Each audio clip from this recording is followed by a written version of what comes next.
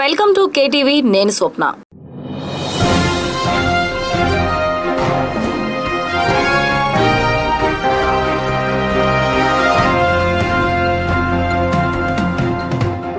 నంద్యాల జిల్లా ఆత్మకూరు పట్టణంలో నిర్వహించిన స్వర్ణాంధ్ర స్వచ్ఛాంధ్ర కార్యక్రమంలో శ్రీశైలం ఎమ్మెల్యే బుడ్డా రాజశేఖర్ రెడ్డి ముఖ్య అతిథిగా పాల్గొన్నారు. అనంతరం పట్టణంలో ర్యాలీ నిర్వహించి పరిసరాల పరిశుభ్రత, వ్యక్తిగత పరిశుభ్రతతో పాటు పర్యావరణ పరిరక్షణపై పట్టణ ప్రజలకు అవగాహన కల్పించారు. ర్యాలీ అనంతరం అధికారులు పట్టణ ప్రజలతో ఎమ్మెల్యే ప్రతిజ్ఞ చేయించారు. ఈ సందర్భంగా ఎమ్మెల్యే మాట్లాడుతూ పర్యావరణ పరిరక్షణ ప్రతి ఒక్కరి బాధ్యతని గుర్తు చేశారు. పరిసరాలను శుభ్రంగా ఉంచుకోవడం ద్వారా రోగాల బారిన పడకుండా ఉంటామని తెలిపారు.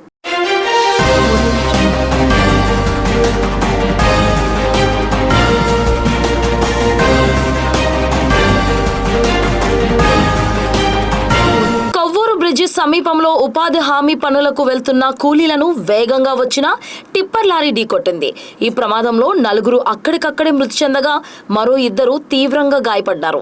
గాయపడిన వారి పరిస్థితి విషమంగా ఉండటంతో వారిని చికిత్స నిమిత్తం కాకినాడ ప్రభుత్వ జనరల్ ఆసుపత్రికి తరలించారు.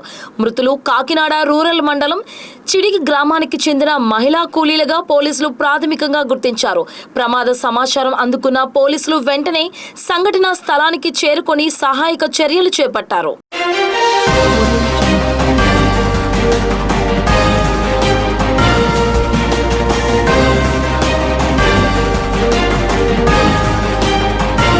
బహుళ ప్రయోజన సౌకర్య కేంద్రాలను వెంటనే వినియోగంలోకి తీసుకురావాలని జిల్లా జాయింట్ కలెక్టర్ ఎస్ సేదు మాధవన్ ఆదేశించారు. జిల్లా సహకార శాఖ ఆధ్వర్యంలో జిల్లా స్థాయి ఇంప్లిమెంటేషన్ కమిటీ సమావేశం శనివారం జేసీ ఛాంబర్లో జరిగింది. వ్యవసాయ మౌలిక వసతుల కల్పన కార్యక్రమంలో భాగంగా జిల్లాలో నిర్మాణంలో ఉన్న ఎంపీఎఫ్సి గోదాముల పరిస్థితి, పెండింగ్ బిల్లులపై ఈ సమావేశంలో జేసీ సమీక్షించారు.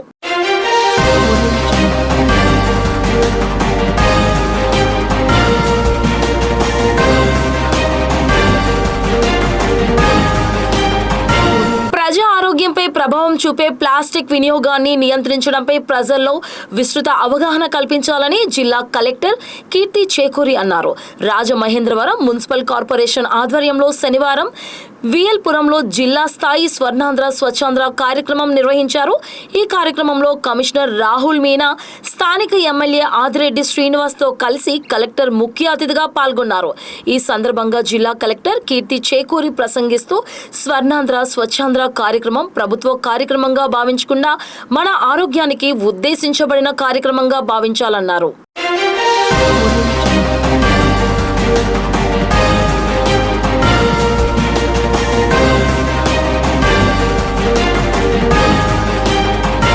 అనకాపల్లి జిల్లాలో వరుస దొంగతనాలకు పాల్పడుతున్న 3 మోస్ట్ వాంటెడ్ అంతర్ జిల్లా దొంగలను మునగపాక పోలీసులు అదుపులోకి తీసుకుని వారి వద్ద నుండి సుమారు 60 లక్షల విలువ గల 450 గ్రాముల బంగారం, 250 గ్రాముల వెండి వస్తువులు స్వాధీనం చేసుకున్నారు. మునగపాక ఎస్ఏపీ ప్రసాద్ రావుకి అందిన సమాచారం మేరకు Anakapalli bypass road NH16 Lakshmipuram bus stop వద్ద వాహనాలు తనిఖీలు చేపట్టారు. ఆ సమయంలో ఒకే మోటార్ సైకిల్ పై ప్రయాణిస్తున్న 3 వ్యక్తులు పోలీసులను చూసి తప్పించుకునే ప్రయత్నించగా పోలీసులు చాకచక్యంగా నిందితులను అదుపులోకి తీసుకున్నారు.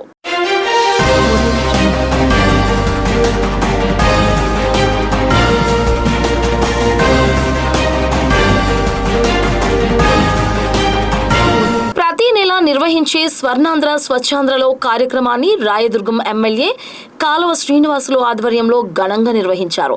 ఈ కార్యక్రమం సందర్భంగా ఎమ్మెల్యే మాట్లాడుతూ ప్రతి ఒక్క పౌరుడు స్వచ్ఛందంగా స్వచ్ఛత కార్యక్రమంలో పాలు పంచుకోవాలని కోరారు. అలాగే ఎమ్మెల్యే కూడా స్వచ్ఛత కార్యక్రమంలో శ్రమదానం చేశారు. మొదట బస్టాండ్ వద్ద ఉండే పాత మున్సిపల్ ఆఫీస్ వద్ద ప్రతిజ్ఞతో మొదలయ్యి ప్రతి వార్డులో ప్రజలు, మున్సిపల్ ఉద్యోగులు, టీడీపీ కార్యకర్తలు స్వచ్ఛత కార్యక్రమంలో పాలు పంచుకోనున్నారు.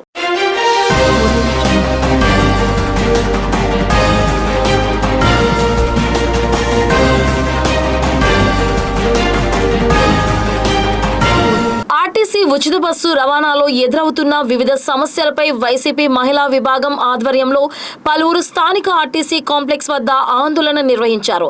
ఉచిత బస్సు పథకం మహిళలకు ఉపయోగపడే విధంగా లేదని, మహిళల గౌరవాన్ని కించపరిచే విధంగా, మహిళలకు కనీస భద్రత కూడా లేకుండా తయారైందని ఆందోళన వ్యక్తం చేశారు.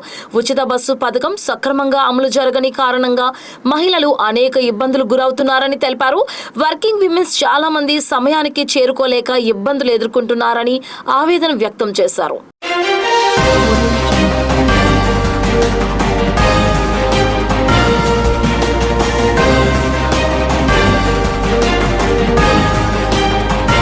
ప్రభుత్వ పాఠశాలలో ప్రైవేట్ పాఠశాలలో కంటే అదనపు సదుపాయాలు ఉన్నాయని, గ్రామీణ ప్రజలు కాన్వెంట్ చదువులపై మోజు తగ్గించుకొని మీ పిల్లలను ప్రభుత్వ పాఠశాలలో చేర్పించాలని జిల్లా విద్యాశాఖాధికారి జి. అప్పారావు నాయుడు కోరారు.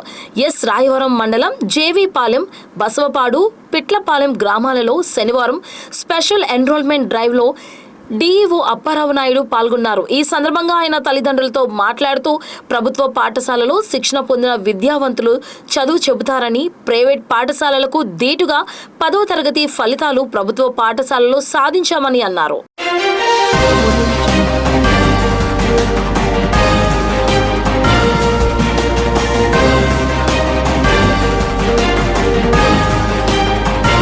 శ్రీ సత్యసాయి జిల్లా పెనుకొండలో స్వర్ణాంధ్ర స్వచ్ఛాంధ్ర కార్యక్రమంలో బీసీ సంక్షేమ శాఖ మంత్రి సవితమ్మ పాల్గొన్నారు.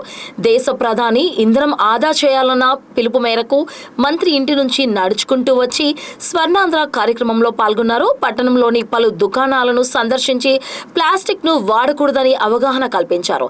ప్రతి ఒక్కరూ తమ వీధిని శుభ్రంగా ఉంచుకోవాలని పిలుపునిచ్చారు.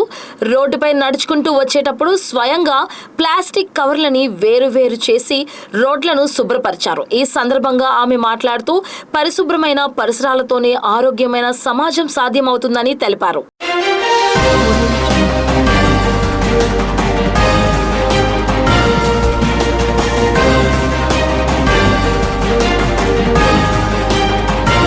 సైబరాబాద్ లో సరికొత్త తరహా సైబర్ నేరం బయటపడింది.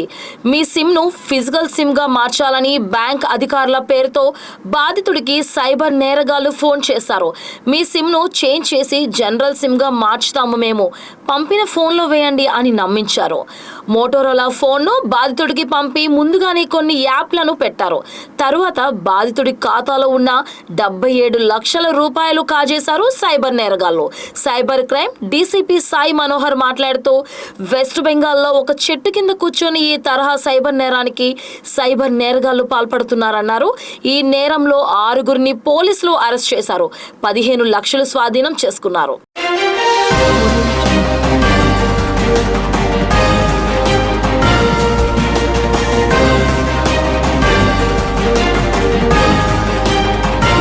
ఈ వార్తలు ఇంతటితో సమాప్తం. నమస్తే.